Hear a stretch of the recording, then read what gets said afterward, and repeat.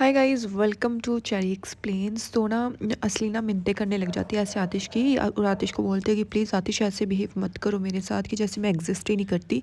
मेरे से गलती हो गई, प्लीज़ मुझे माफ़ कर दो, आई एम सो सॉरी। तो आतिश को ना ऐसे गुस्सा आता है, तो वो फिर ना असली की मॉम से पूछता है कि क्या आपको इस बारे में पता था कुछ भी। तो उसकी मॉम बोलती है कि नहीं, मेरे को इसके बारे में कुछ नहीं पता था, अगर मुझे पता होता तो मैं ऐसा कुछ करने देती क्या असली को। तो वो साफ मुकर जाती है और बोलती है कि नहीं नहीं, मेरे को तो इसकी चीज़ के बारे में बिल्कुल भी नहीं पता था आतिश। और ना जो अब असली बन गई है ना, उसमें हमारी सबकी ही गलती है, उसका कोई फ़ॉल्ट नहीं है इसमें, इसमें हमारा ही फ़ॉल्ट है। तो आतिश ने उसकी तरफ ऐसे शॉकिंगली देखने लगता है और उसको समझ नहीं आता कि ये क्या कहना चाहती है, और कमाल भी ना उसकी तरफ ऐसे देखने लगता है, तो उसको भी नहीं पता लगता। तो असली की मॉम कहती है कि ना इस चीज़ की रिस्पॉन्सिबिलिटी ना हमें भी लेनी चाहिए, हम भी रिस्पॉन्सिबल हैं इस चीज़ के लिए, क्योंकि हम उसको ना इतना रिवेंज के लिए इतना इसके अंदर घुसा दिया ना कि हमें रिवेंज चाहिए, और इसीलिए ये सब ये बन गई। तो ना आतिश को ऐसे गुस्सा आ जाता है, आतिश बोलता है कि ना ये एक्सक्यूजेस देने की ज़रूरत नहीं है, हम लोगों ने भी बहुत सफ़र किया है, पर हमने ना ये सब नहीं किया जो असली ने किया है। हमने कभी इनोसेंट लोगों पर हमला नहीं किया, इनोसेंट लोगों की जान लेने की कोशिश नहीं की। तो ना फिर वो बोलती है कि प्लीज़ आतिश, मैं तुम्हें ना सिर्फ यही कह रही हूँ कि प्लीज़ इसमें पुलिस को मत इन्वॉल्व करो, प्लीज़ मेरी डॉटर को माफ़ कर दो, प्लीज़ इसमें पुलिस को इन्वॉल्व करने की ज़रूरत नहीं है, प्लीज़ एक बार उसको माफ़ कर दो।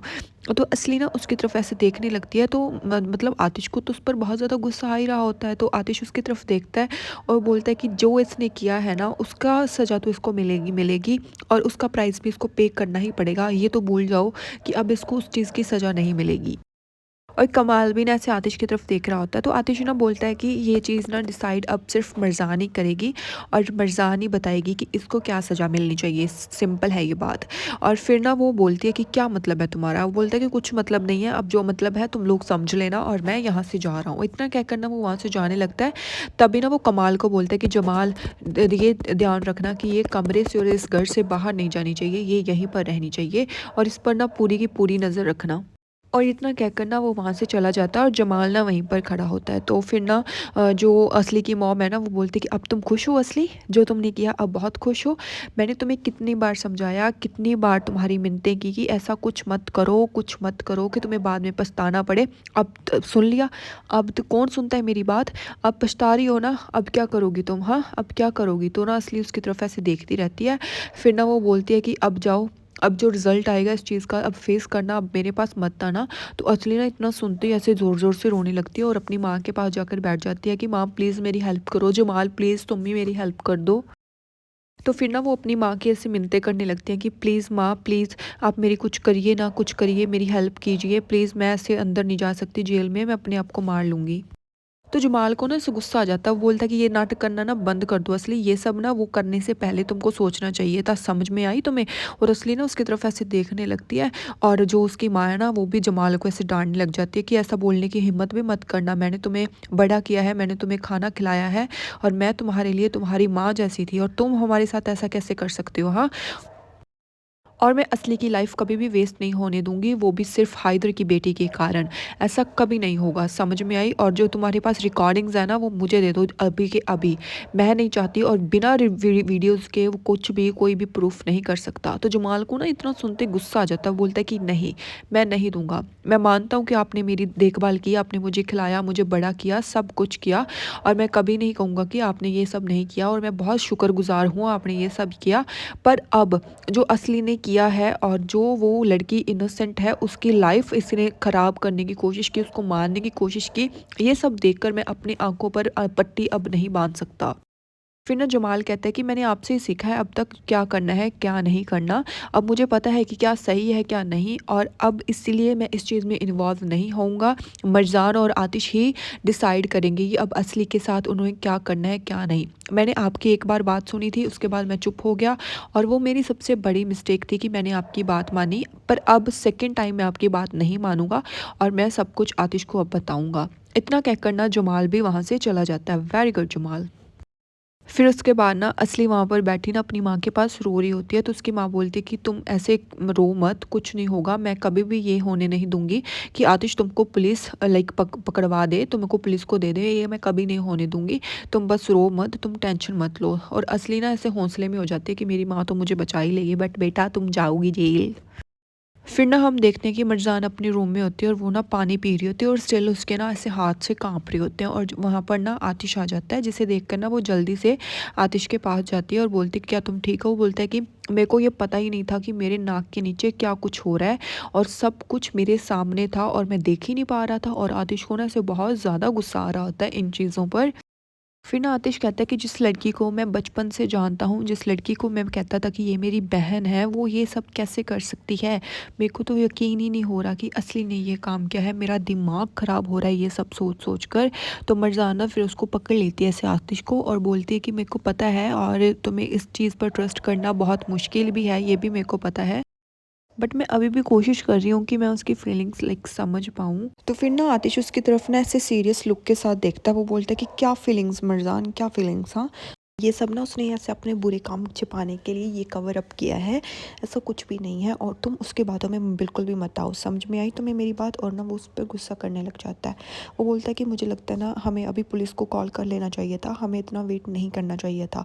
तो मरजान ना उसको बोलते है कि नहीं, मेरे को भी बहुत ज़्यादा गुस्सा आया था, मतलब मैं उसकी वजह से मैं मरी गई थी, बट स्टिल हमें ना इस चीज़ के बारे में ना सोचना चाहिए, हमें मतलब इस तरीके से एक्शन नहीं लेना चाहिए। वो बहुत ज़्यादा यंग है और उस लड़की की किस्मत और ज़िंदगी सब ख़राब हो सकती है अगर हम पुलिस को बुला लेंगे तो। मुझे लगता है हमें ना ऐसा कुछ नहीं करना चाहिए। फिर ना मर्ज़ान कहती है कि मुझे नहीं पता कि मैं उसके लिए ऐसे एक्सक्यूज़ेस क्यों बना रही हूँ, बट स्टिल मुझे ऐसे लगता है कि पुलिस को बुलाना लाइक बहुत गलत काम होगा उसके लिए। सो प्लीज़ हमें ऐसा नहीं करना चाहिए। मुझे ऐसे लगता है कि हमें थोड़ा वेट करना चाहिए, सही बात के लिए सोचना चाहिए, फिर उसके बाद हमें कुछ ना कुछ करना चाहिए। तो आतिश को ना ये सुन के ना ऐसे गुस्सा आ जाता है। वो बोलता है कि वो लड़की तुम्हारी दया नहीं डिज़र्व करती मर्ज़ान, और तुम्हें उस पर दया करने की ज़रूरत भी नहीं है। जो उसने किया ना उसकी सज़ा तो उसको अब मैं दे के ही रहूँगा और मैं इस चीज़ के लिए पीछे नहीं हटूँगा और मुझे पता है कि ये सबसे सही बात है। यार मर्ज़ान, तेरे को इतना भी इनोसेंट नहीं होना चाहिए। लाइक उसने इतना कुछ किया है, बाद में भी तो कर सकती है ना, वो तुम्हें और आतिश को भी तो दूर कर सकती है ना, मतलब आगे का सोच।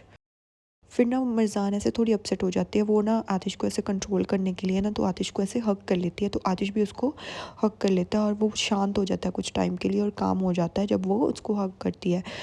फिर ना ऐसे मरजान थोड़ा रो सी रही होती है, तो आतिश उसको ऐसे बोलता है कि तुम्हें फ़िक्र करने की ज़रूरत नहीं है जब तक मैं यहाँ पर हूँ, और I am so sorry Marjan, जो भी तुम्हारे साथ हुआ मुझे पता है कि उसमें मेरी पूरा पूरा हाथ था। मुझे पता ही नहीं चला कि ये सब मेरे नाक के नीचे कैसे होता रहा, और मुझे नहीं पता कि तुम्हें कितना कुछ फ़ील हुआ होगा इस चीज़ की वजह से, और पता नहीं क्यों मैं ये चीज़ नोटिस ही नहीं कर पाया कि ये हमारे घर से ही शुरू हो गया है और हमारे घर से ही और मेरी फैमिली मेम्बर्स ही तुम्हारे साथ ये सब कर रहे हैं।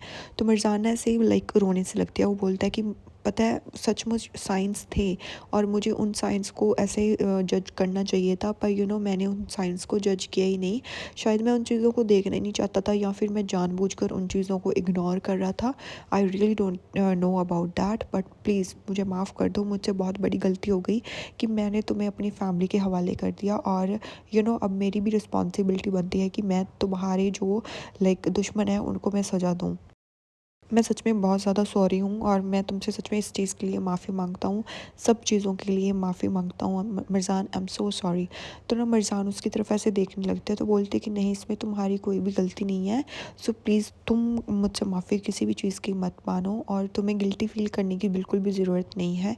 ये सब हमारी फैमिलीज़ के कारण हो रहा है और मुझे नहीं पता कि ये सब कब तक कैसे कंटिन्यू रहेगा, बट स्टिल तुम्हें ना इतना बर्डन अपने शोल्डर्स पर रखने की ज़रूरत नहीं है, इसमें तुम्हारा कोई भी फॉल्ट नहीं है। तो ना आतिश उसकी तरफ ऐसे देखने लगता है, तो जैसे ही आतिश ना मिर्ज़ान की तरफ ऐसे आता है ना, तो मिर्ज़ान जल्दी से अपना मुंह साइड पे कर लेती है ताकि वो उसको किस ना कर सके। तो आतिश बोलता है कि चलो कोई बात नहीं, आई विल फिक्स एवरीथिंग, मैं सब कुछ फिक्स कर दूंगा, बट तुम्हें थोड़ा मेरे को टाइम देना चाहिए, मैं सब कुछ सही कर दूंगा, जो भी सही होगा ना हमारे लिए मैं बस वही करूँगा, एंड अब मैं तुम पर कोई भी तकलीफ़ नहीं आने दूँगा। अब मेरे को थोड़ा टाइम चाहिए और अब ना मेरे को जमाल से बात करनी है भाई, अब जमाल की वोट लगने वाली है, हाय बेचारे को मारेगा पीटेगा। फिर ना वो बोलता है कि चलो ठीक है, फिर मैं थोड़ी देर में आता हूँ। तो मिर्ज़ान बोलते है कि ठीक है। फिर ना मिर्ज़ान भी ये सब सोच कर ना बहुत ज़्यादा अपसेट हो जाती है और यहीं पर ये एपिसोड एंड हो जाता है। Bye bye.